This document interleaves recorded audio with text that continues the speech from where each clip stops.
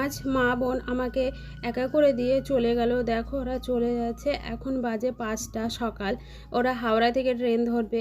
আর দেখো মন খারাপ করে বসে থাকলে তো হবে না, সময় কিন্তু যেতেই থাকবে, সময় কারোর জন্য বসে থাকবে না।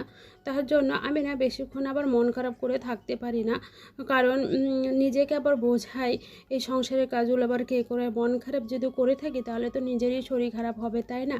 সংসারের কাজ তো আমাকেই করতে হবে। যদি শরীর খারাপ হয় তখন আমাদের কষ্ট, আমারই বেশি কষ্ট হবে এই শরীর খারাপের মধ্যে যদি এই সংসারের কাজগুলো করি। তার জন্য আবার দেখা হবে, জানি না আবার কবে দেখা হবে, কিন্তু হবে তো। আর আমাদের বাড়িটা অনেকটাই দূর, তোমরা জানোই বালুরঘাটে আমার বাবার বাড়ি, আর আমার বিয়ে হয়েছে ব্যারাকপুরে, অনেকটাই ডিস্টেন্স। তার জন্য কিন্তু ওরা সচরাচর আসতে পারে, আর আমার মা তো একাই আসতেও পারে না। আর বাবা যেহেতু কৃষি কাজ করে তার জন্য কিন্তু বাবা সবসময় নিয়ে আসতেও পারে না। আর দেখো এখানে কিন্তু তোমাদের সঙ্গে কথা বলতে বলতে আমার কিন্তু অনেকটাই কাজ এগিয়ে গেছে।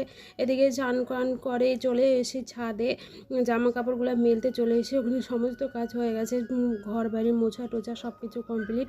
এখন আমার শাশুড়ি মা রান্না করছে, আমি দেখি কী করব, গিয়ে দেখি, নিচে গিয়ে দেখি এখন কটা বাজে বলো তো। এখন বাজে 1টা, আর 1টার মধ্যে কিন্তু আমার সব কাজ কমপ্লিট হয়ে গেছে।